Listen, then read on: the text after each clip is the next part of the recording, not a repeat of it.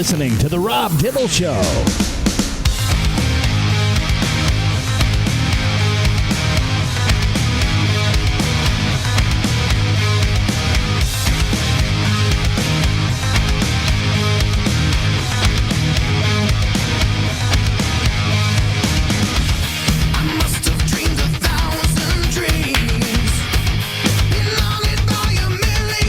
Talk some postseason starts tomorrow.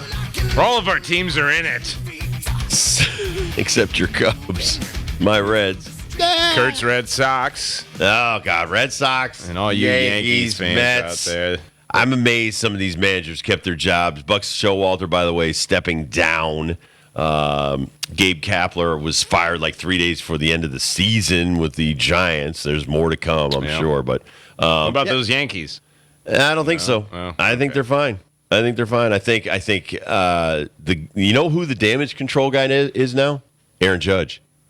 So Aaron Judge is out there 2 weeks ago. He's talking about how much he loves Aaron Boone. Must have worked this in the contract. He was out there yesterday talking about Volpe, how amazing his transition was all season long. Great rookie. He's the best man. Ever. And you know, he wants to do better. Really great swings this year. Knows he has to do better, you know, but you know what? He's got such a big heart, you know, he's going to work hard. Huge heart. This dude is damage control. So you don't need Hal Steinbrenner. Don't need Brian Cashman to plug these people. The guy you paid $350 million to is going to get out there ahead of this stuff. He's good at it. All right, let's go over the schedule here. I know the Texas Rangers not happy. They have to fly to Tampa. What happened? Well, you know, you don't play as well as you think down the stretch, and all of a sudden, you know, you drop down in the where you are from second to third. Yeah. And the Rays, they are the number one wild card. They didn't win the division. The Orioles did, so you now have to go play the Rays. You didn't win the division. I'm surprised the Rangers didn't hold on the weekend and be the division winner, and we weren't seeing the Astros take on the Rays in this one. But Rangers-Rays, there is a lot of star power for Texas, that's for sure. And the Rays, they're just used to this, man. You're not going to know anybody until probably the division series, right. But they're nothing but a bunch of dirt bags that love playing baseball. 99-game winners. Just a normal year for the Tampa Bay Rays. Now, best differentially in the American League. I know we usually do this in hockey or maybe football, but they only allowed 665 runs, which is by far the best in the American League East, which I think is the toughest division in baseball. Scored 860 runs, which was the most in the American League East. And I think second, yes, the Rangers had the most runs scored with 881. So they just do everything well. The one thing you just don't know is their players. So you got Glasnow to start game one. We're probably going to work Eflin in game two, right? Yeah.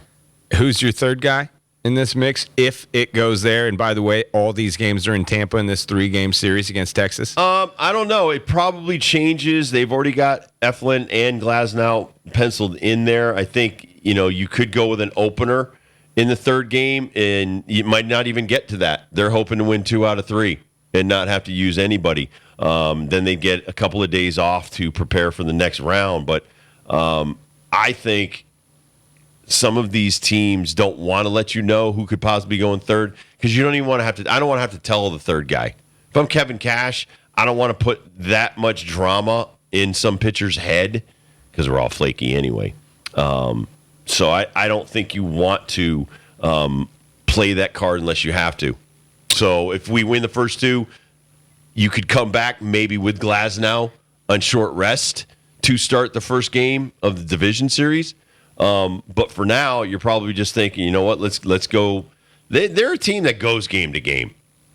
I mean, that's the way they do things. So I just think that, you know, whether it's Savali is your third guy, whether it's Liddell, or whether it's Bradley, that's not the thought. The thought is whoever's going to get the ball in a game 3, if it's 1-1, I don't want to put that pressure on him that it's a win or go home scenario.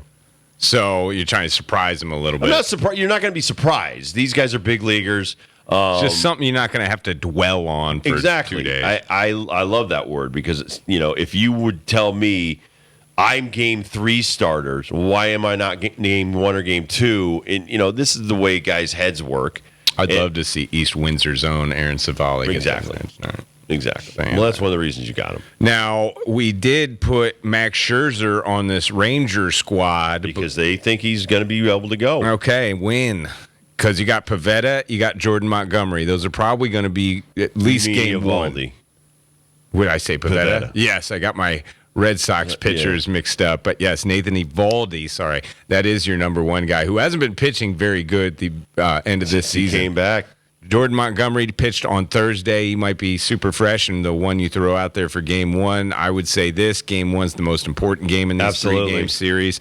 But would Scherzer be the game 3 guy, or would Scherzer be the guy that, okay, we're in the 4th, we're in the 5th, or even earlier than that, and Eovaldi and Montgomery didn't work out, bring in Scherzer? There's also Dane Dunning, who was very good in the first half of the season. I haven't seen him that much, and I know his stats are nice and all, but do you need big league or playoff experience? Is that something to lean on here in postseason baseball? there is, but, listen, I don't know if Bochy, who's won 3 championships, cares that much. I think he wants to put out the best chance to win guys, who gives us the best chance to win. And I think that I'm just looking at, so Dunning in July after the All-Star game, 5 ERA in July, 4 ERA in August, and a 5 ERA, even though he was 3-0 in September. So he certainly wasn't the same guy that he was early in the season. So April, he only gave up 4 earned runs.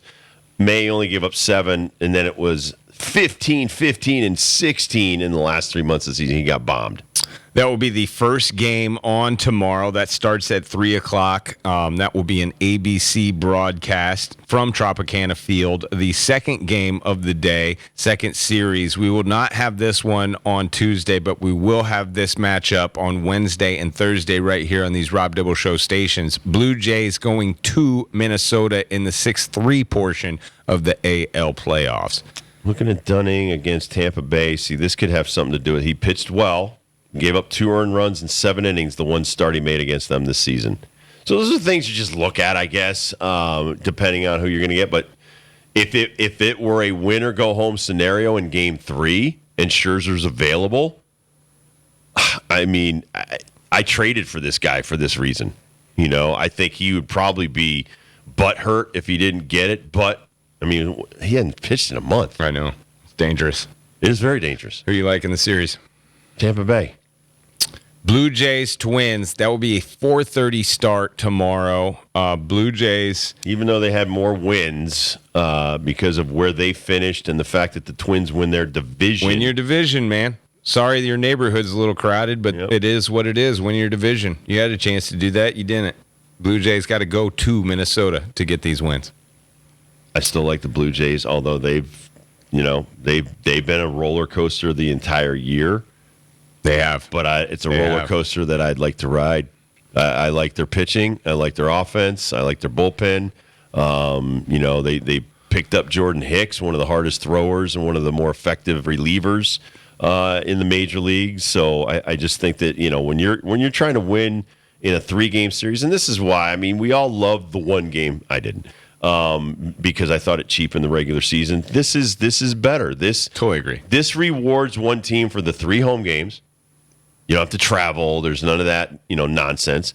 And it gives either team in this wild card scenario an opportunity to win. You might have a bad first game, come back, win 2 and 3. And an opportunity to lose, I would say. Absolutely. I mean, both. But the 1 game, so many of these guys, that 1 game, 9 innings for after 162 games, 6-month schedule, I don't think it was enough. So I think 3 is enough. I mean, I love a 5-game series. God, the NBA and the NHL, they go right to 7-game series.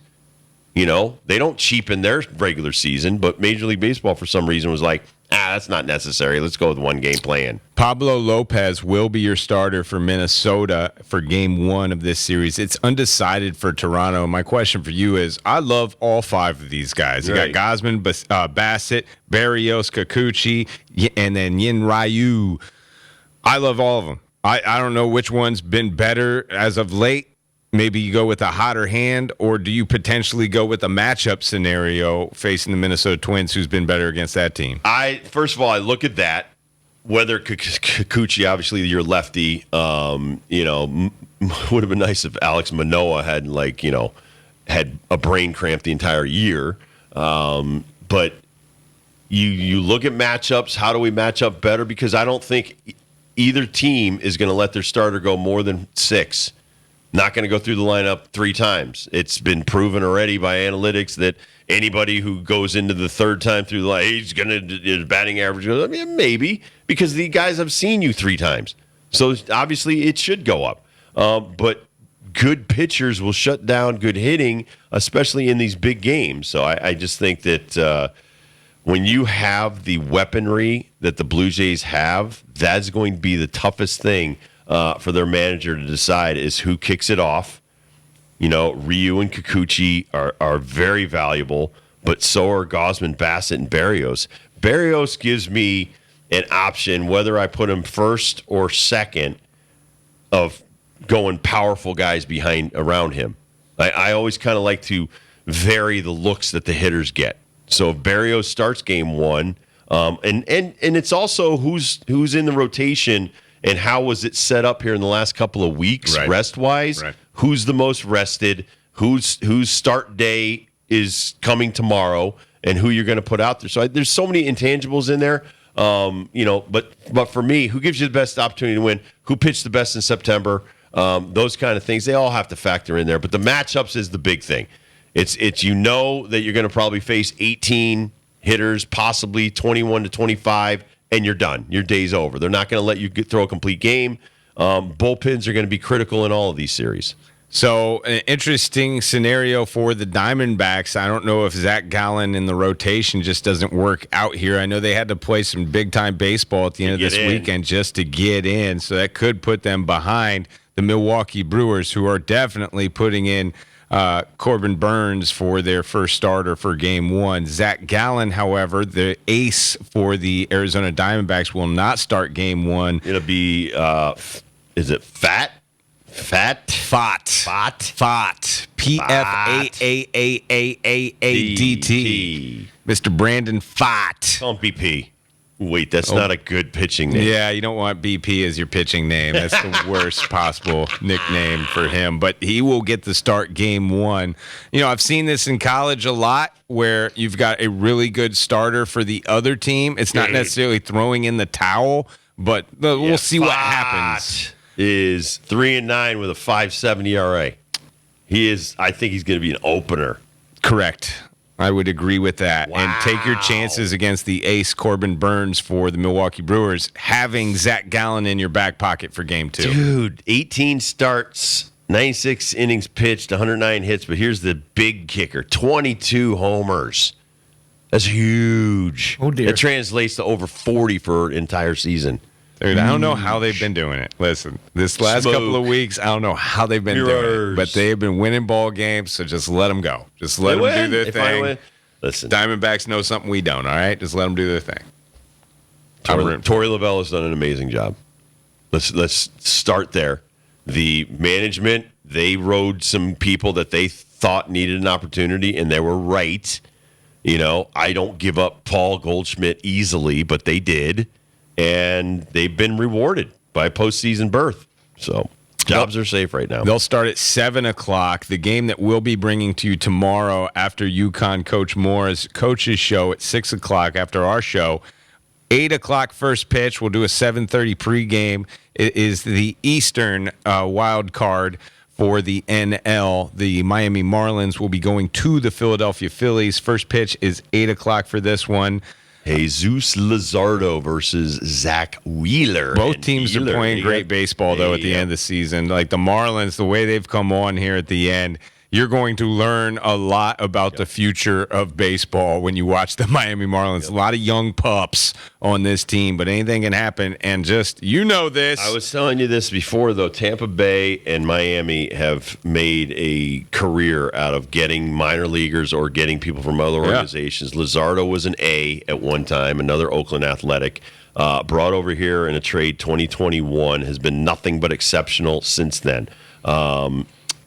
came over and started 12 games, went 4-5 with a 6 ERA. But then when he had an entire year almost of starting, he went 4-7 with a 3.3 ERA, and then this year really paid dividends as a 26-year-old and now experienced 32 starts, 10-9 through 178 innings. He struck out over 200 dudes.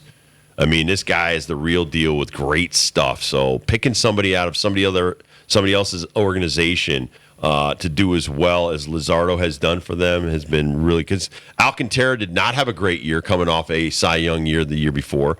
And so that was a big difference with this guy this year.